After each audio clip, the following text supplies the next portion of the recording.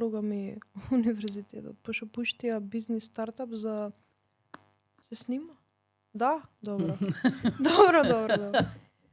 Баш правевме муабет пред некој ден со претседателот на факултетско собрание кај мене и зборевме дека пример кариерните тестови се сега моментов 50-50 дали ќе ти се погодат, дали не, пеш има многу фактори влијаат. Ај ни почна епизодава со снимање, така што да најавам. Денеска повторно тука ни е Ирена Христовска, NLP коуч, mindfulness коуч и така натака. Од широкото миле. Да, и поранешен наставник. И денеска повторно тука за да зборнеме на некои теми подлабоко, подетално. И ќе видиме што ќе произлезе муабетот. Јас реков дека сум најмалку спремна за оваа епизода, најспонтана ќе биде. Супер, најдобро ќе биде. Да, сега дека многу зборевме ние нели претходно што како ќе обработуваме. Споменавме избор на кариера кај од средно на факултет.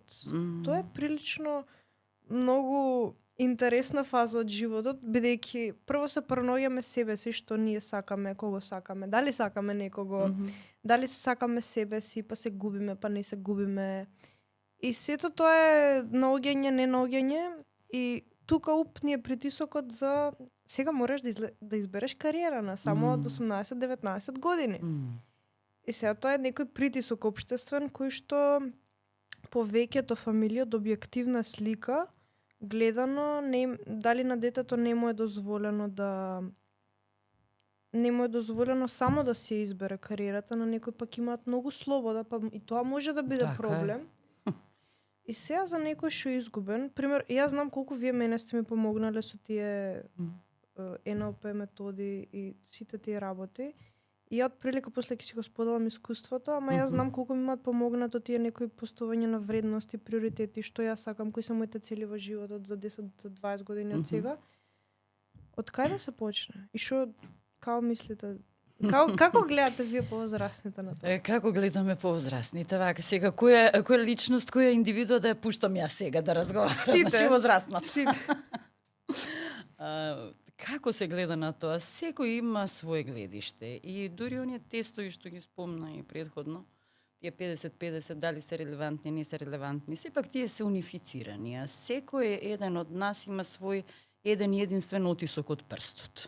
Така што еден унифициран документ не може да ја одреди мојата кариера, ниту пак да ме одреди мене како личност која што сака да биде исполнета, правејќи го тоа пред се што го сака, што ја исполнува и што е забавно на некој начин, а при тоа заработува. Овие се елементите, кога значи ќе ги соберете, се ова што го кажав, забавно, да ми исполнува, да ми представува задоволство, а да го сакам, да сакам тоа што го работам, да го работам, тоа е тоа што на вистина јас уживам да го работам. И тоа ја определува мојата определба за понатамошна кариера.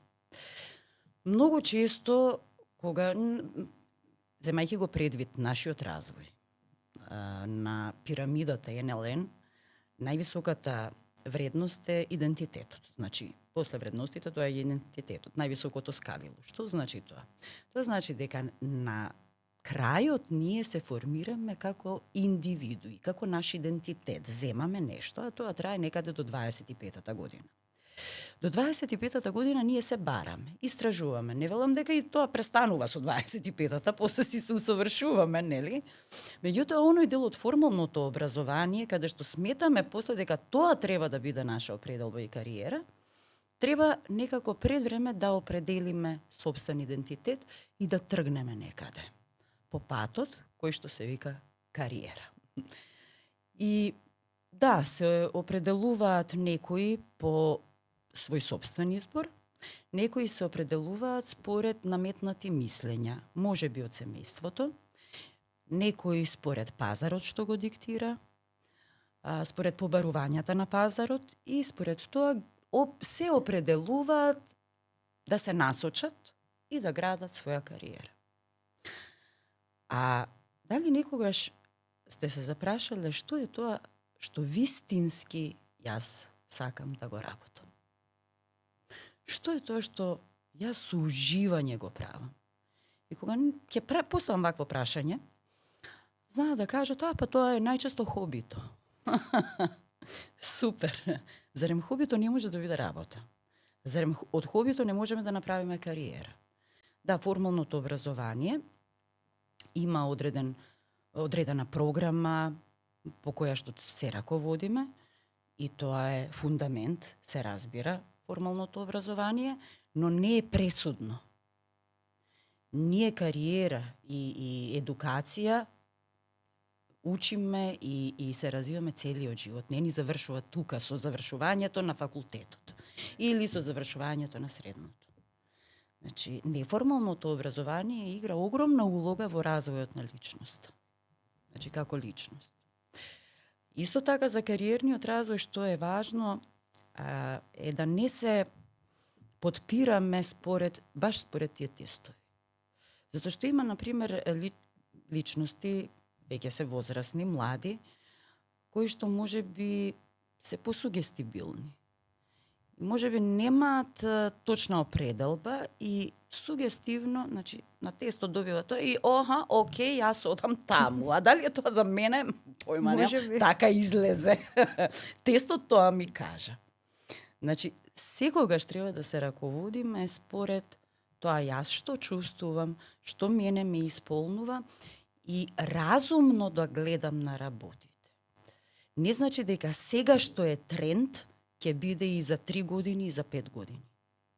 Ја ново мислам дека не само за трендот, ама нешто ако длабоко сакаме, и ако, пример, хобито многу го сакаме, дали е тренд или не е во тој момент, ако ние доволно долго од нештото го правиме 10, 15 години, 20 години, на некој начин, и ако се пробиеме во тие некои работи, ќе бидеме флексибилни, ќе го вметнеме во некој елемент кој што е тренд во тој момент.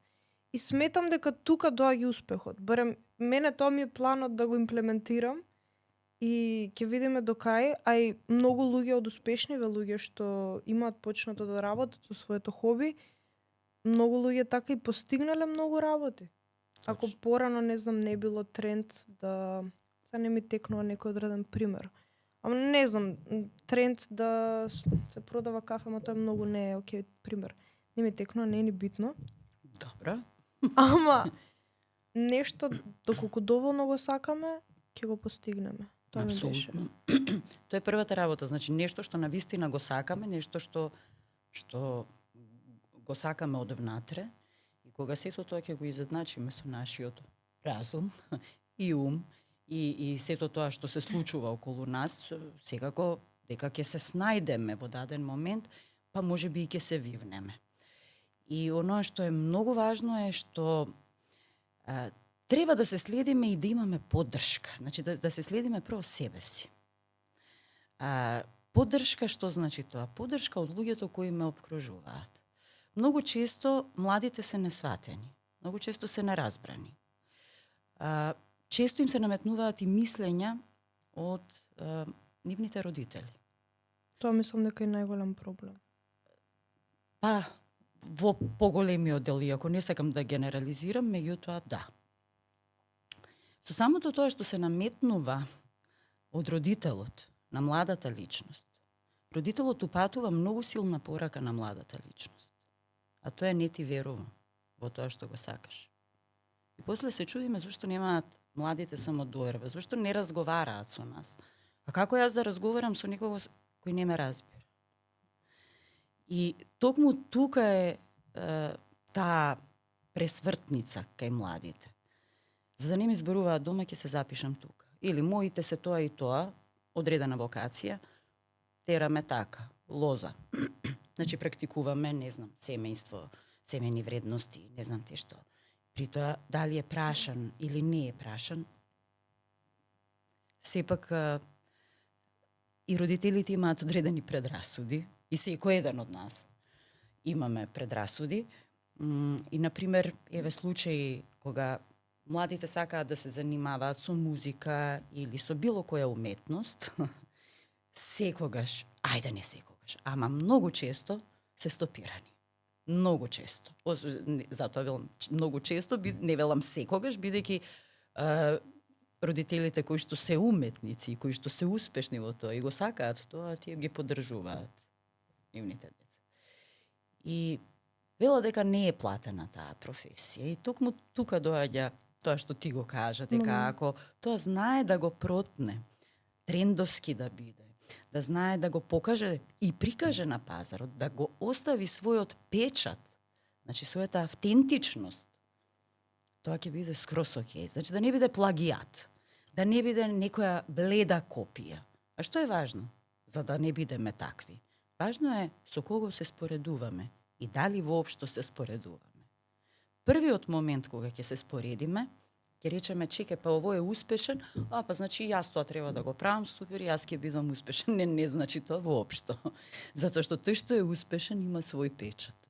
Ние можеме да земеме, да моделираме во НЛП-то што велиме, да моделираме одредени постапки, одредено однесување, но само дел од тоа, да речеме дисциплина за нешто, за некоја работа, истрајност во некоја работа, начин на комуникација со некоја личност, значи сето тоа ние можеме да го моделираме, но не да копираме. Да. Посебно дела кога се создаваат и токму поради тоа и родителите не од нешто друго, туку сакајќи да му направат добро на младиот, на неговото дете, условно кажано, син или ќерка, тој ќе му наметне нешто што можеби не е негов интерес. И доаѓаме потоа до вработување, кое што можеби оди лесно, можеби не е лесно, а можеби и не знаат каде на крајот на денот да се вработат, па одат по секакви интервјуа, па прифаќаат и нешто што е под вредноста што тие навистина ја имаат. Тука настанува и таа дупка понатака кај што нели индивидуата и личноста не се осеќа доволно добро, не се осеќа срекно на работното место и тука настануваат сите понатамошни конфликти во општеството и ред генерации кои што понатака, не знам, таа личност ќе има деца, истото ќе го направи бидејќи се повторуваат образците, доколку нели не го пресече тој генерацијски циклус кој што го велиме. Се тука ја би спомнала дека од друга страна и треба и да ги разбереме родителите и да им простиме за тоа дека е од огромна важност, пошто и она го прават најдоброто што го знаат во тој момент, како и секоја личност. Меѓутоа, не на начин, па сега да си кажеме, окей, така било, меѓутоа, ако знам дека јас нешто доволно сакам, ако јас го освестам тој момент, сметам дека би направила малку повеќе, би нашла начин како да стигнам до таа кариера. Се тука мене ми се вроди не прашање, меѓутоа еден став.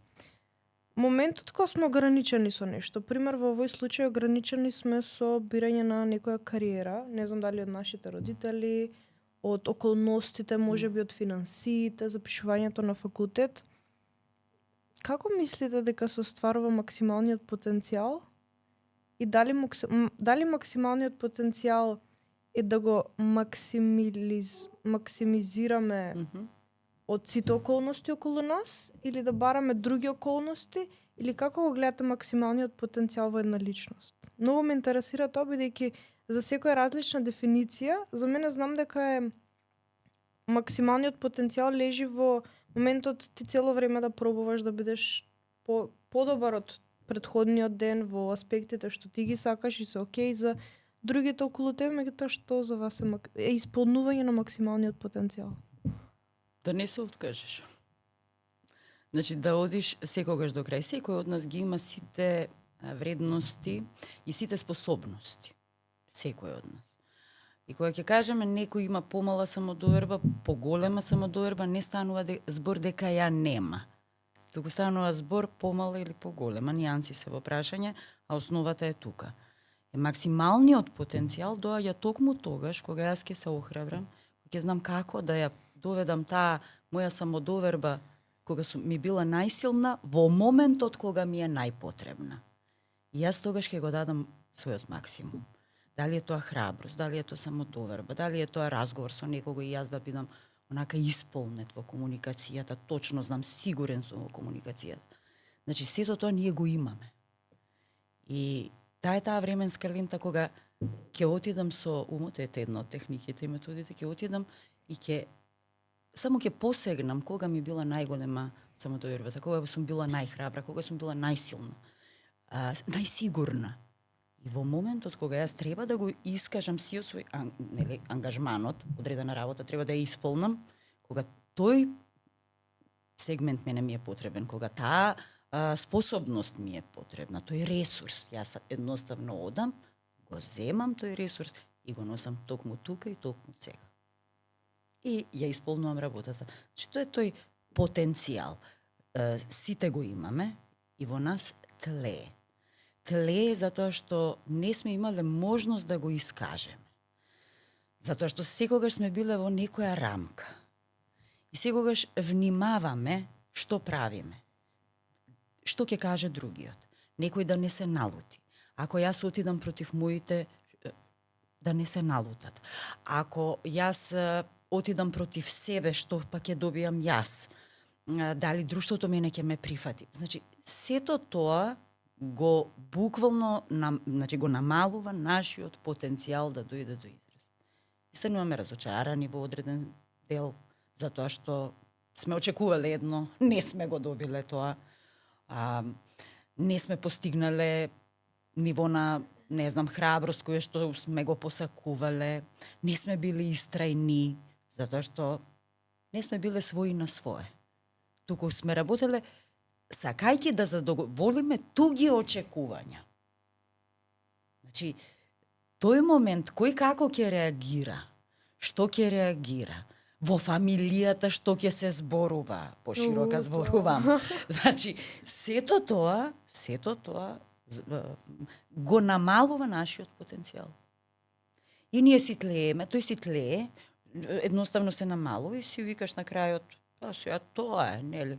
Па имам плата, па важно е да имам плата. Сега гледам дека младите и не се задоволуваат со тоа и тоа е добро, само како што рече ти на почеток, се што е претерано не чини, некогаш и преголемата слобода при изборот на кариера не е добра, некогаш и преголемото наметнување на туги идеи не е добро. Исто и тука. Значи, гледам дека од преголем пак ангажман за да се заработи, младите одат на повеќе работни полиња, би рекла, и се губат повторно себе си. Затоа што сакаат да остварат, не знам, пасивно заработување, па сакаат да работат на некое стабилно работно место. Зошто? Затоа што тоа им обезбедува екзистенција, тоа им е сигурица, а ова другово е само пасивен приход на нештата, затоа има обуки и тоа бара трчање, тоа бара ангажман и вложување. Што ќе укаже? Намалено слободно време, намалено време за одмор, намалено време за личен развој. А тоа е основното нешто. Затоа што во таа трка за заработка се губиш себе. И каде зборуваме тука за потенцијал? Кој е во суштина мојот потенцијал? И тука настанува бърнаут и сите тие... Се. И буквално како се враќаме повеќе чекори или пак ќе остопираме, ќе се вратиме, ајде продолжи, ама пак тој продолжеток е како да ти се расипала колата и едва тргнува и буквално. Да, и ти ќе ја поправиш, ама пак ќе нели штрафот или што и да е нешто ќе коренот на самото тоа. Да. Тоа сакав да споменам, са неколку клучни точки си направи во главата. Првото е дека, пример, јас сум се фатила на многу моменти, ајде на тоа и ќе си натрупам, не знам, 20 приоритети што не се возможни за, не знам, дневно, неделно ниво. И како што повеќе планирам, како што повеќе работам на себе, гледам дека приоритетите сами се издвојуваат и ги издвојувам, например, што сакам, што ќе ми биде ефикасно за 5 години, што нема да ми биде ефикасно за 5 години. Пардон. Каде јас навистина се пронаоѓам и моментот каде сакам ја да вложам и што повеќе се гледам. Што ми прави онака мала возбуда у мене. Тоа мислам дека е многу убава насока кога некој бира нешто или кога некој прави нешто. И тука би го вметнала елементот на квалитет наместо квантитет. од причина што каде вложуваме време е многу битно. Еве ќе ја земам со кој се дружиме. Толку кафињата кај нас стана нормална ствар. Мислам, веќе, па јас немам време, не знам, за тренинг, ама кида на 3 кафиња во денот. Така. Тоа е нешто невероvatно. Добро, 3 кафиња по не знам, саат време едното, тоа се 3-4 сати, тоа е пола работно време. Сега, доколку приоритетот ми е социјален живот, да. Сега во социјалниот живот има пак друг аспект, квалитет на луѓе. Дали тие луѓе ми помагаат надвор од социјалниот живот или во социјалниот живот да јас се осеќам убаво. Многу мислам дека имаат и сега пак е генерализација, меѓутоа јас сум во квалитетни кругови, си го имам веќе изградено квалитетниот круг со пријатели. И заборавам на другите луѓе кои што ствари немаат квалитетни, некога таков ќе сретнам сум па не е свет така сјајно и розово. И сега тука доаѓа моментот на бирање на пријатели. И тоа е толку една таква понекогаш и болна тема, бидејќи со многу луѓе кога во одреден момент на животот сме биле заедно и сме ги правеле, не знам, сличните работи, сме се дружеле. И тогаш било квалитетно, меѓутоа се разидуваме. И моментот на разидување е доста болен и многу луѓе не го прифаќаат тоа. Сега немам прашање тука, едноставно ми е ставот. Многу е тешко прифаќањето на губење пријателство како нешто, како исечен дел да е. Јасно. И тоа е исечен дел. И тоа е точно. И тоа е нормално. Она, да, одење на кафе, саат време, саат и пол, значи тоа е супер работа, дружбата е скрос окей. Што правам јас на таа дружба и каков муабет си плетам таму? Што везам при тоа? Многу кажам. Значи, тоа е поентата. Јас излегувам. Со кого излегувам? Што разговор со него водам?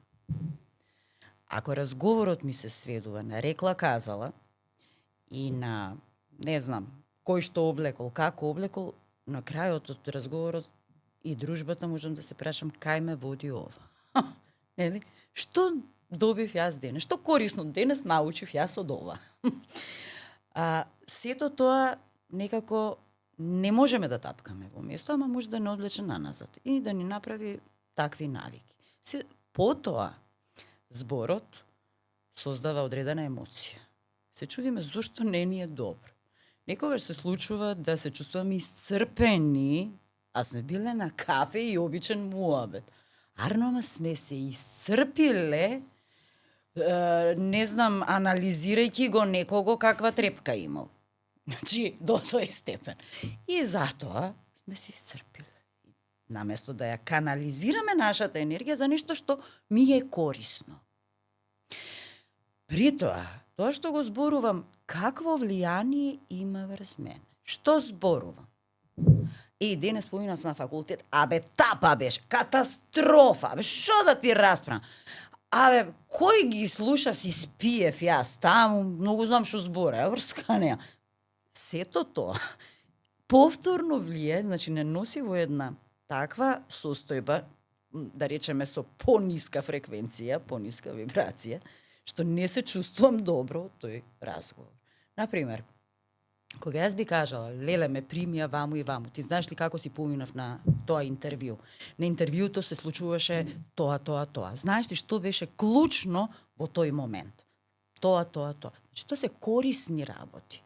Па дури станав са бајле, ритуалот што го направив, ти немаш појма како ми беше добро, па цело тело ми беше вака. Значи нешто корисно дајте да излечам. Не дека не треба да се прават бош муабети, таман работа, меѓутоа не да ми биде друг тема на разговор. Тој другиот си е муабет за себе. Тој нека си го прави тој муабет. Што имам јас да се занимавам со, комшијата? Како велат старите своји, леп јаде, туѓо гајле бере. Значи немам потреба од тоа. Тоа е многу важно кога излегуваме, што зборуваме, со кого се движиме, како тие луѓе влијаат на нас. И да, се случува со некого сме биле можеби и од градинка, можеби и од основно. Но како ние растеме, Како се развиваме? Секој се развива според својот, да речам, пат кој што го има во текот на животот. И нормално е тие патишта некаде да се разидат, да се разделат. Затоа и е крстосницата на крајот од денот. Секој создава собствени вредности според неговиот развој. И кога нашите вредности ќе се разделат, односно ќе имаме различни вредности, тогаш таа врска не обстојува.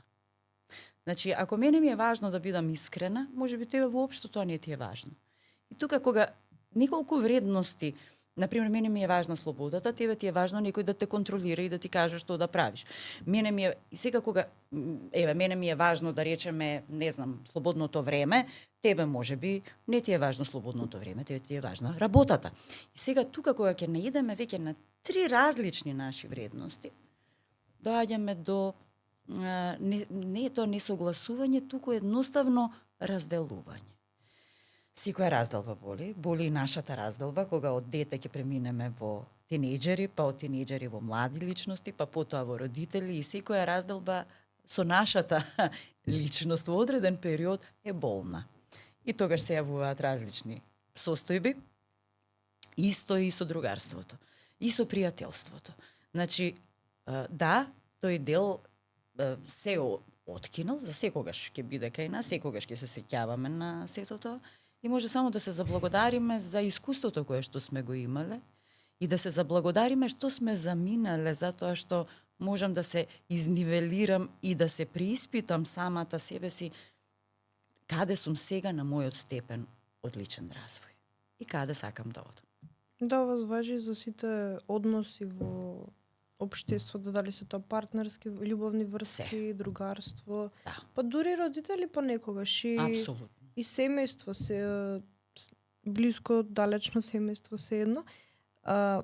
Интересно е, има една студија која што имаат направено, не знам, скоро време, каде што најмногу од заболените луѓе од XY болести биле поради социјалниот круг, односно пријателите, кругот на луѓе со кои што се обкружуваме, влијае многу повеќе од сите други работи кои што ни влијат врз самото здравје. Многу интересна ствар да се земе у предвид, бидејќи долготрајно и тоа како може, не знам, на 15-20 години да не се гледа ефектот, меѓутоа на 60-70, кога ќе сватиш дека си имал квалитетни односи, квалитетни луѓе околу тебе, е убаво. Ја имав една фаза кај што гледав, мислам, чат-пат се појавува, ама јас сум доста екстровертна и многу сакам луѓе околу мене, многу сакам да зборувам со луѓе. Понекогаш треба да си направам граници што и на кому му кажувам, бидејќи тоа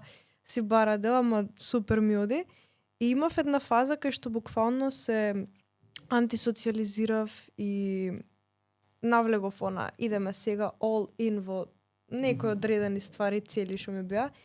И моментот кога и после тоа бев нешто на одмор со другари и сватив ствари колку мене ми фалеле луѓето и дека дека ни требаат односи, дека луѓето се социјални битија и дека требаат, примери, многу деца, многу млади, многу и постари личности кои се изолираат од социјалниот свет. Особено тука би ги земала и кога стануваат родители и тие приказни ги имам слушано, дека доста се дистанцираат од пријатели, бидејќи нели кога работиш и кога имаш деца, се помалку и помалку останува веројатно време за социјален живот, ама доста си влие, мислам дека треба да се одвојува едно доста квалитетно време да бидеме со квалитетни луѓе. И тука се надоврзувам на една тема што јас страшно повеќе не се нервирам, се нервирав порано, сега само кажувам у лице, иако не ми се допаѓа, се тргам. Пример, седнуваме на кафе и сега јас го имам телефонот до мене, вие го имате телефонот до вас. И сега вие почнувате да скролате на телефона, ние имаме дискусија. Јас имам едно правило направено дека некој кога е пред мене со телефон, кога скрола на нешто, било што гледа, јас застанувам со зборување. И ќе ми кажат, продолжи, не, те слушам. Аха. Како ме слушаш? Не викам, доврши на телефон, ќе збориме. Ама те слушам. Ама викам, доврши на телефон, ќе збориме, као уживај, викам, ако имаш работа, викам, ќе станам и ќе сидам. Не, за 1 минута, чекај, стој. И така поминуваат и имам, окей, следен пат сакам, ако, нели, едноставно ефикасно време да имаш со мене, ако јас излегам и ако јас не знам, сум посветила и 30 минути, сакам да правим убав муабет. И тоа е многу убави правила се тие за поставање граници. Да, тоа е особено важно, со тоа што нели па некој ако е во телефонот заталкан во скролањето и не треба постојано да нели ние да го прашуваме тогаш, затоа што има и такви случаи кога мене лично ми се случува тоа. Например, јас мене ми е работата на телефон, на лаптоп, значи се на тој начин и така комуницирам нормално. Сега ме гледаат дека сум во сред нешто, куцкам, нешто правам и ќе дојдат и ќе ме прашаат нешто. И сега нормално е дека јас во сред разговор не можам овој да го прекинам за овде, нели, тебе да те слушнам. Значи полека, почекај да завршам, па ќе се разбереме, ама ако продолжат, се разбира. Ева го титка за телефонот. Еве, сега. Знаат, го спомнуваме. И само да не пречи на звукот на аудиото. Еве вака. Значи, дефинитивно кога седнуваме некаде, го оставаме тоа и тоа е веќе немаш то тука да нити се јавувам, ниту гледам нешто, ниту отварам нешто, затоа што се знае тоа е прво непочитување. Непочитување на себе, а потоа и непочитување на луѓето што се околу тебе. И тука барем треба да направиме, да се освестиме моментот кога ќе се фатам за телефонот, сега ако некој ми зборува, не можам да, нели, да се фатам за телефонот, ама на работа, или извини, малку итно е, ме бараат да се јавам, дали ќе ти пречи, тоа е скроз во ред. Да, скроз окей. Пример, јако сум на телефон, не знам, ми искочи нешто итно треба да напишам или пишувам и кога ќе ме праша некој кој што викате вие, кажам чека да ја завршам поракава и не се извинувам ако нели го правам веќе тоа. Така. И ќе продолжиме понатака како едноставно ми треба ефикасно време на телефонот, ефикасно време со тебе. Со тебе, тоа е целата поента, граница да се стави, да. И тоа и веќе толку се измешања. Мене ми е жал кога ќе видам па некој вакви цело време, значи пешачот. Отидовме Будимпешта лани со другарка и како, значи овдека сме супер у Скопје. Овдека е одлично. Таму странци, значи вака, имаат посебни, не знам сега тему сигурно имаат онакви како ги стават како е лечниот, да им го држат таблетот, они одат по тротоар и таблетите им се пред нив, они ни лево ни десно не гледаат. И со слушалките. Тоа е прво неприсутност. Тоа е неприсутност, тоа не си сам со себе. Прва. Тоа е таква страшна, викам, добро, Скопје сме супер. Да. И не знам на кај да тоа светов. Тоа е буквално значи несвесно поминување на времето. Поим немаш што ти се случува, што се случува околу тебе, ниту перцепираш со нели ние ги примаме информациите преку, се знае, преку нашиот репрезентативен систем и сега не можеш ти поинаку. Ниту гледаш каде поминуваш, ниту слушаш какви звуци при тоа можеш да слушнеш, ниту пак ја мирисаш, природата се околу нас има одредена миризба. Ние ништо не забележуваме, ние значи на тој начин сме буквално во оној виртуелен свет. А баш тоа го споменав и скоро околу вештачката интелигенција, многу интересно едно истражување кое што вели дека вештачката интелигенција е еднаква на нашата интелигенција, односно на интелигенцијата на 6-годишно дете. А ние толку многу сме внесени, тоа е еднината, мислам, реално сме и секој ја користи, јас ја користам, секој еден ја користи. Меѓутоа, толку да се верува на оној дигитален свет, на сето тоа што се случува на тие платформи и се што, сметам дека се губи првенствено контактот со себе. Да, се е тоа убаво и треба да се користи, и јас сум за да се користи, се е супер, меѓутоа во одредено време и одредено време. Значи, граница и кога да го користам и колку да го користам. Тоа е. Дефинитивно тука изложување на screen time. Може би треба сами текна, може треба да се вметне некој предмет how to, како да правилно го користиш интернетот или нешто така. Има се, има и медиумска писменост, има се, меѓутоа Ама мислев во формалното образование да биде како позадолжително. вметнато е во формалното образование. Каде? Од основците. Како? Да, во програма е ставено. Како предмет или како учебник? Не како предмет, туку интегриран со останатите предмети. Ама така, добро, така многу го затешкуваат. Така многу работи се ставени у програма. Битно. Битно е ставен. Битно е ставен во законот, имплементиран, одлично. Колку се реализира, како се реализира, мислам, тоа е кога би почнале да зборуваме, тоа е еден круг кој што е волшебен и не носи решение. Да, и тоа е празен муабет. Да, и нема сечење на циклусот никаде во Апсолутно, тоа е генерацијско. нема. Значи тука нема, дури некој што се обидува нешто да направи, јас ќе речам се обидува, а обидува не значи и права ми постигнувам. Така што, на обиди е. Останато и грешки. Страшно. Не, тоа е... Не ми се зборува за системот, бидејќи нема, како што кажавте, циклус е. Сега, многу ми мислам, сите имаме стравови. Сите. Сега има нели природни, мислам природните страви беа од височина и од бучава, да. Бучава. И мислиме дека тие, вештачките, ќе ги кажам под наводници, се реални, мислиме дека се тука, бидејќи моментот, морам да го опишам, моментот кога ми е страф од нешто или на некој му е страф од нешто. Страф ми е, не знам, од нешто да направам, од банджи джампинг, го земам сега како најобјективен страф. Меѓутоа моментот кога ќе го направам, нешто точно ми е страф, е моментот кога се тоа паѓа у вода. Пракса наместо теорија. И јас мислам дека мојата теорија за страф, за вештачките стравови, да ти ја помагаат до одредено ниво да видиме до каде сме, што сме, како сме. Меѓутоа и од многу мислење се јавуваат стравовите. Од многу мислење, бидејќи моментот кога многу мислиме, а не правиме, прво е момент не само на страф, меѓутоа на непочит кон себе. Ако јас решам дека ќе правам нешто, ќе го направам тоа. Пример, страф ми е да пуштам мејл до некој. Еве го примерот. И сега го мислам и ми станува страф од леле, викам што ќе мисли тој сега, што како. И после се ствара, не знам, анксиозност или нешто така, малце некоја точка, па тука у глава ти стои цело време. И второ се прави недоверба во самиот себе, дека ако јас решив денес да го пратам мејлот и не сум го пратила тој мејл, прво го пролонгирам, второ не си верувам у себе. И тоа е страшно. Да. Тоа е многу страшно. Да, и јас се фаќам на моменти како не ми е страф од нешто, пролонгирам. Да.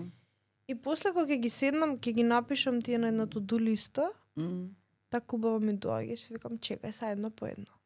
Така е. И супер да ги завршиш, дури ако се фаќаш дека ги пролонгираш работите, можеш и да ги ограничиш со време.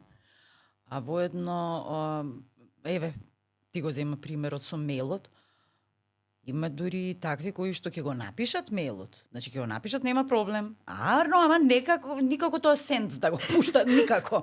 Тоа се проверува на еднаш, па на 2 пати, па на 3. Па дали е ова добро, чеке тука дали треба и да стои, чеке тука дали голем. Дали тука нов ред, значи има така.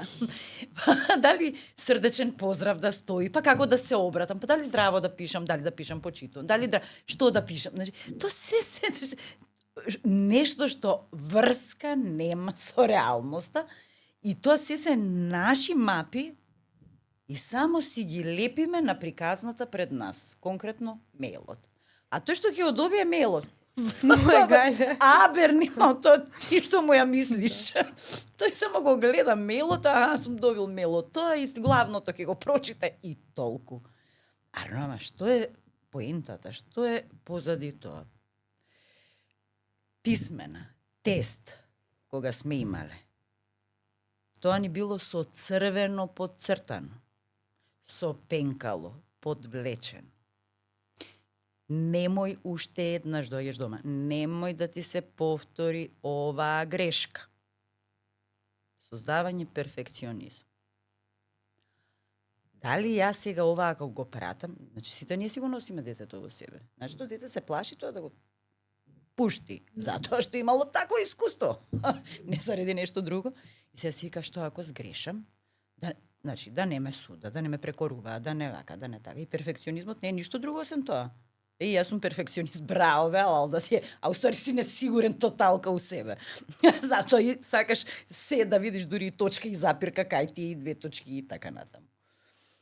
Значи, сето тоа што го имаме и што викаш ти измислен вештачки. Тоа е страв кој што ние сме си го креирале. Значи, тоа е само некоја реакција што сме ја имале во минатото. И секој тригер што сега ни се случува, само го враќаме. А во суштина ништо не се случува. И како ќе рече, се е за никаде или нешто знаат да кажат така. Како знаеш? Па гледам, јас знам тоа е реално, вистина. Прашај го, да речеме, оно што е на Мајами, дали му е тоа реално што ти го гледаш. Значи, полека, која реално сакаш да ја видиш? Да, зависи од перспективата. Зависи од перспективата. Да, тоа со мејлови сега ми текна на многу интересна приказна, што ми се деси пред лани полани беше изгледа. Требаше да пратам мејлови на дечки што се примени у Германија на младинска размена. И ја наместо на првите 10 души што беа селектирани од страна на другите, јас сум пуштила еден мејл плюс. И тоа беше страшна грешка, значи леле и се утепав. Леле викам сега како ќе му пишам на девојчето. Нит го знам, нит го познавам. Треба да и кажам дека нема да иде у Германија. Таа ми е најдобра пријателка денеска, што е многу фантастично. И после тоа за да надокнадам на таа грешка што ја направив, имавме место за Барселона и ајде, ќе ставиме таму доколку сака, нели? И се јавивме, извини, вака, така, онака. Ни у Барселона, она ако не беше, јас немаше да си поминам таму преубаво. И сега се дружиме премногу секој пат кога доаѓа у Скопје, пошто од Кичево, не знам дали сака да спомнувам, ама и не ја планирам за некоја епизода. И така, толку ми е мило сега, баш тоа со мејловите, така што понекогаш некои грешки ќе не доведат до... Прво ќе научиме од нештото да не праќам мејлови, да ги проверувам по неколку, не до перфекционистички мајндсет, меѓутоа да ги проверам уште еднаш чисто, ако не особено делот на колку луѓе праќам. И после тоа се ствараат и некои многу интересни работи, кои што, например, јас си направив. Се создаде за пријателство. Да. Меѓу вас. Да, ете, тоа ништо не е случајно. Значи, сигурно имало зошто тоа се случило. И баш да биде така. И оно што секој од нас треба да си направи е да си даде дозвола да погреши. Се додека не си дадеме дозвола да погрешиме, ние си се осудуваме себе, си се прекоруваме, го вклучуваме на најаков внатрешниот критичар и тој не прави, мислам, баш да не се чувствуваме пријатно. И затоа и ги препроверуваме и сето тоа и едва ќе го пратиме мејлот и пак кога ќе го пратиме ќе се преиспитаме, леле ако го види вака и нели што би било кога би било, а тоа се приказни кои што навистина не постојат. Дури, еве, и да се случи грешка, ти си имала корист од таа грешка. Секогаш гледате го фидбекот. Значи, секогаш треба да го гледаме ние фидбекот. Баш тоа. Значи, не постои неуспех, не постои нешто вау, страшно разочарувачки, туку напротив, постои нешто што ми дава информација како да постапам јас понатаму, што да направам понатаму. И тоа е тоа. И да сгрешам, што ако сум сгрешила? Мислам, ништо. Ке се извинам, да, точно, ако сум пуштила на погрешно место. Како што гледаш, се е како треба и на вистинско место пуштено. Нема погрешно. Буквално. Многу е моментот да го сватиме дека нема ништо грешно, мора да сгрешиме. И сега тука имаше, слушав некој подкаст, не знам од кој беше. Се случува со причина. Да, The Modern Wisdom, многу добар подкаст, еден од најдобрите 3-4 у светот. Спонзор, мислам нешто да ти спонсорираш, што ги рекламираш, ме земи си. Може би. Дај Боже. И збореше за тоа како... Се зашо не беше муабетот. Леле, вака Океј, Добро. Зборувале за? јас изгубив. Ја немам мислата. Добро да ќе дојде. Да, не е битно, не треба да го кажам. Може би, виде. Да, не треба да го кажам. Стравот, грешката... Аха, добро, еве го. Дека многу работи кои што ни ги кажуваат возрастните, поискусните, дека ова е грешката, тука внимавај, најчесто не го применуваме. Моментот, еве, да уживаме во животот. Тоа не го сваќаме се додека или нешто многу лошо ни се случи, или на вистина се освестиме, или на крај легнеме во постела и чекаме да умреме. И тоа го кажува, сите го кажува, значи нема човек кој што пред да умре не кажал би сакал да уживам малку повеќе. Колку да уживам малку повеќе. И ние тоа го знаеме, теоретски го знаеме. Меѓутоа мора да го осетиме за навистина да го практикуваме, бидејќи ако нешто цело време кажуваме на некој даваме совет и не се практикува, тој поради не те слуша доволно, не ја направил грешката. И мора да иде низ грешката за да може да научи нешто. Искуствено не убаво случај, тоа го знаеме, би требало да го знаеме сите. Сега убаво е ако научиме и од теорија малку од некој друг за да не го правиме нешто или да го направиме нештото. Ама да бидеме повнимателни. Многу е тенка границата меѓу тие две, многу се меша. Па да, затоа што најчесто ние луѓето искуствено додека не поминеме низ нештото, само го знаеме. И многу е интересно што како велат, па тоа, ова зборува, па добро да сите тоа, па тоа го знаеме. Супер што го знаете. Не зборуваме ние дека не знаеме. Но теоретски се супер, ние сме најдобри во свет по теорија. Меѓутоа, праксата, уште во образование, ни затајува. А камоли во животот. Сите ние знаеме како е убаво да живееме, како треба да размислуваме, што не треба да мислиме, што не треба да правиме. Ама се тоа само знаеме. А што правиме? Правиме скоро се спротивно на тоа. Да, јас знам дека треба да отидам некаде, па со некого да се исконсултирам, па и тој нешто да ми каже, па да разменам мисли, па да се охрабрам да прашам некого за нешто, за било што. Само тоа го знам. И толку. Ако отидам некаде, па како? Што ќе речат другите? Нешто мене ми фали, нешто не е уреду со мене. Што е работава? Мислам, тоа е нешто каде што се вртиме постојано во круг и сакаме да ни биде подобро. И па не може да ни биде подобро ако ние не превземеме нешто во своји раце и уште од сам старт, кога веќе знаеме теоретски, дајте тоа практично да го направиме. Ништо не е лесно, а и ништо не е тешко. Кога ќе се почне? Исто е, например, еве и со тоа кој да дојде кај мене, кај да лично збору. Значи, луѓето знаат што значи тоа, знаат, слушнале. А од слушање до разбирање, и тука има многу работа. Значи, јас сум слушнала некој термин, па да, јас тоа сум го слушнала. А устари, што е тоа? Врска немаме. И кај нас се оди со стереотипност, и со нешто што е познато и сето останато е знак прашалник и некако неверување. Кај нас е тоа така, од што многу знаеме. И тоа не е комфортно. Ете така. Да, затоа што многу знаеме, а уствари, ако јас знам, тогаш ќе ми треба доказ за тоа нешто. Тука веќе влегува практиката. За јас да истражам, да видам точно што е тоа, да видам значи, мене ќе ми се јават и ме прашуваат да речеме дали може некоја не знам веќе никако ги викаат. Некои ги викаат сесија, некои ги викаат консултација, некои ги викаат, не знам, сеанс. Така ќе ми кажат сеанса. Значи, ние немаме терминологија соодветна, не поради нешто друго, туку затоа што коучингот, еве да кажам, работата како тренер исто така, не е доволно отворен на публиката за да може да истражи на тоа поле и за да дознае. Некои те поистоветува со психотерапевт. Јас не сум тоа.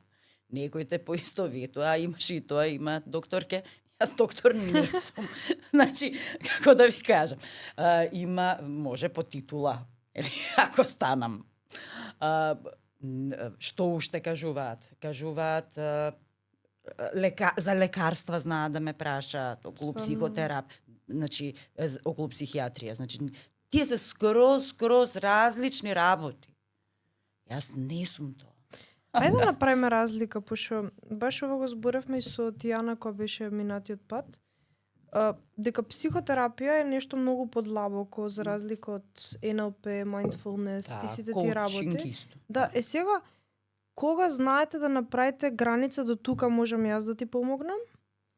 И од тука веќе понатака треба да се обратиш на некој уште постручно лице за подлабоко да се разреши. Дали сте имале такви случаеви? Бидејќи доста слушам не негативности, меѓутоа како го подценуваат колку може да помогне само mindfulness, само NLP, а ја лично ги имам супер практикувам. Мислам, стварно супер резултати имам и допрва ќе имам. И сега понатака јас би сакала на психотерапија, пошто тоа сакам да го работам, меѓутоа не е сега тоа моментот. Меѓутоа до каде е границата и дали сте имале некои случаи што може би сакале да ги споделите? Да, има. Има случаи, јас не работам со нив затоа што тоа не е мој домен. Значи, сима тоа може би пред самиот процес, ја затоа сакам да слушнам, да се слушнам со единката која и да е, затоа што некои луѓе не се, нели, за тука, на нив им треба нешто сосема поинакво. И буквално ако не знаеш до каде ти е границата, не треба да ја работиш оваа работа. Јас не би сакала да навлезам во некој сегмент кој што не е мој. Коучингот, NLP-то, mindfulness-от. Mindfulness-от е малку поинаку. Психокоучот одат до таму до каде што нели имаме соработка со клиент, што се заснова на прашање. И секаде каде што веќе е потребна поинаков вид на разговор, еве ќе одам од разговор, тука веќе се насочува на онамо каде што треба да оди. И тоа е во суштина mindfulnessот е нешто сосема е малку поразлично, меѓутоа тој во него зошто поразлично, што го прави поразлично? Тоа што има и NLP и коучинг истовремено во него. И тука веќе самата и на NLP-то, и на коучингот, и на психокоучингот, самата индивидуа доаѓа до сопствени сознанија, до сопствено решение. И ние, например, еве, коучингот може да се може да дојдете и еднаш и да имате откровение и аха моменти, сте го решиле проблемот и толку. Да. Значи, стварно може тоа да се случи, затоа што вие самите тоа си го едноставно си доаѓате до тоа што ви е потребно. Може некогаш ќе треба и 2 пати, може би и 3 пати, значи тоа се зависи од самиот клиент. И NLP-то и она што почнав да го зборувам, и психокоучингот и сето тоа, life coach, например, сето тоа, е нешто што се заснова на, пак ќе кажам, на одредени прашања. И е сега, се фокусира на сега и иднина. И да речеме, може да биде на некои си 2-3 недели. Една средба. Додека психотерапијата оди во минатото. Значи, тоа е, еве, една разлика, колку да ви кажам, визуелно да го објаснам. Значи, ние не навлегуваме како коуч. Јас не навлегувам многу во минатото, освен ако не сака личноста да сподели. Туку гледаме што ни се случува сега и ајде да го најдеме решението. Ете, тоа е разликата. Вака, пластично кажано, има уште многу други. Визуелно Да. Чисто да се доближи, затоа што и некои смета дека коучингот како таков го имаат во компаниите. Го имаат како бизнис коучи. Најчесто се ориентирани кон коучингот, кон бизнисот. Да. А инаку првпат се јавува коучингот, мислам дека и го кажав тоа кај тебе во емисија, уште многу одамна на институт. Не знам дали можда не се сеќаваш, да.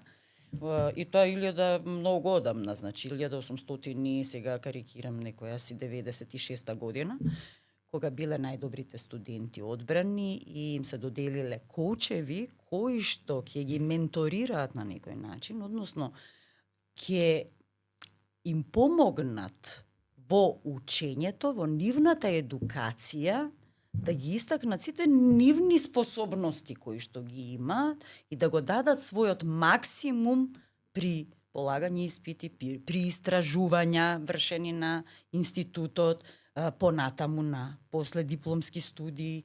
Значи, сето тоа го правел коучот. И потоа се тие гранки. Бизнис коуч, не знам каков коуч, психокоуч, секакви коуч и така натаму. И што е интересно, например, тука најблиску ни се србите, кај нив е веќе влезено како работа, сега не знам како се вика тоа, административно врска немам, работно место. Коуч. Тоа е многу кул, тоа сакав сега да го кажам. Како што е сега работно место психотерапевт, и сите го препознаваат, како што е работно место педагог или психолог, било кое работно место. Исто е работно место коуч. И ти имаш звање коуч. Тоа е многу кул дека пример доколку се имплементира тоа буквално во секоја компанија. Мислам, тоа е сигурно од луѓето што работат таму, од вработените би се извлекол максимумот и они би се осеќале супер на работното место и би давале максимум на нивното работно место, ама и надвор од тоа, што е многу кул. Да. Не, и како индивидуална работа, зборувам, можеш да си ја работиш, да си бидеш коуч, значи, и ти едноставно си влегуваш и таму може да те пријават сега у агенција врска, неам како ти административни работи, не ги знам. Леле, тоа администрација. Тоа не. Не го сакам тоа. Знам што не сакам, видиш. Да, сакам баш да се тргнам од тој дел, затоа што ме оптоварува и затоа и не го мислам, меѓутоа стои така како назив и буквално работно место. И можеш да си бидеш тоа. И замисли сега ти тој коуч да го имаш на некој си универзитет. За одредена група си имаш одреден коуч.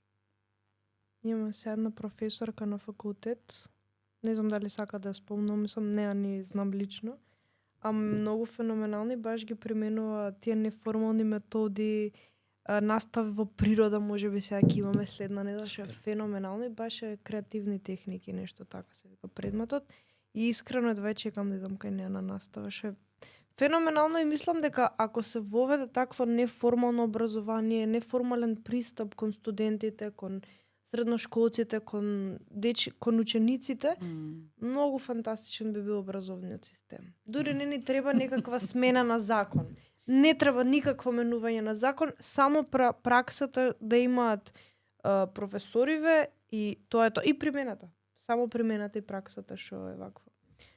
Како кажа на почеток, треба тоа да го сакаш. Да, многу да го сакаш. Ама кој не би сакал тоа? Значи, не знам, треба прво да го сакаш. Многу се нервирам кога ќе видам некој што не си ја сака работа. Мислам, особено предавањето, наставник, професор, и да не го сакаш си го учел тоа, барем предавај го тоа што си го сакал да го учиш. Треба да сакаш да го предаваш.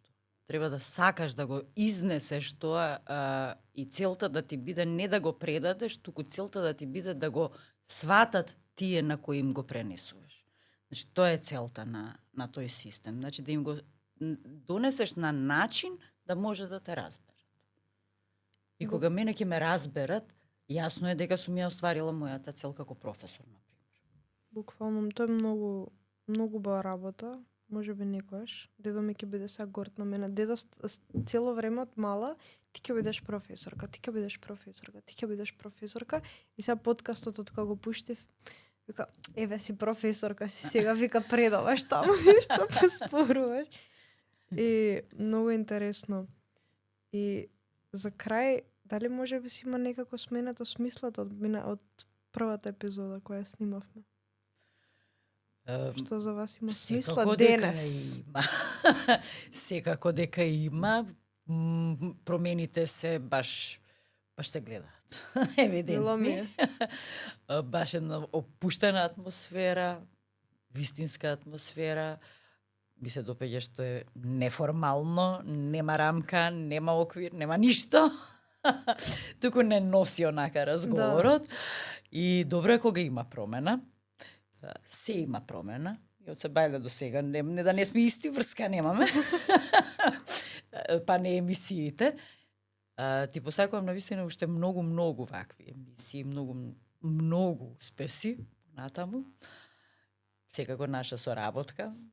Ние заедно си делиме се и многу ни е убаво. Да. Така да очекувате повеќе епизоди заедно. Да, тоа ни е супер и ќе правиме да им биде уште поинтересно. Да. Ќе има нови изданија, па... Да, ја вака се една ретроспектива од првата, па се не знам, 7-8. Дури не е ни многу, премногу, тек до прва ќе има, нели, понатака. Експанзија. Пример моментот, леле, сега секој прашање морам да го поставам и дури може да се забележи тоа. Може уште го правам, ама има многу, например, цаки во самото тоа изнесување на работи, дали ја сакам тоа да го кажам, дали не сакам, па да размислам. Пример, преска се збунив и има многу интересни работи, како што повеќе навлагам во подкастерството, би го нарекла, станува поинтересно, така што ќе биде интересно. Ја гледам интересни дни со ова. Уште рано да се каже, бидејќи има многу работи што сакам да ги направам и ќе требаат време, може ќе ќе има и ќе нема епизоди, ама ќе има. Ама ќе има. Секако дека ќе има. И да, пошто е интересна работа и убаво е што се шири таа култура во Македонија, гледам се повеќе подкасти, јас сум една од почетните нормално, али има врвни што се преаки и си газат и јас ќе си газам и сите ќе си газиме заедно. Точно. И така. И фала на убавите зборови, пошто многу ми значи, особено од вас, знаете колку ми имате помогнато, тоа е една цел ден, може да седнеме да збориме што и како. Си правиме серијал. Договорено. Ќе почнеме од 2019. И така. Слушай, нема да те однерам од кај мене да почнеме. Ако треба. Па многу одамно. Ќе се пензионираш.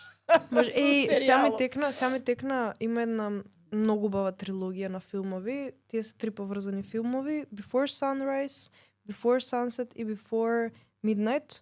Сите да гледаат. Романтика, ама не е романтика. Многу суштински работи се прават мовет. И нема везани за разговорот и ликот вика I would make a series, ќе направам серија за каде што ќе ставаме на камера кај одреден поединец и вика тој ќе биде цел ден. И секој ден ќе имам различни особи во различни држави. Тоа било феноменално. Ето. Да. Нешто интересно. Многу рандом, ама супер. Така што може тука затвориме и се гледаме следна епизода. Ти благодарам и се гледаме. Едва и чекам. Ето.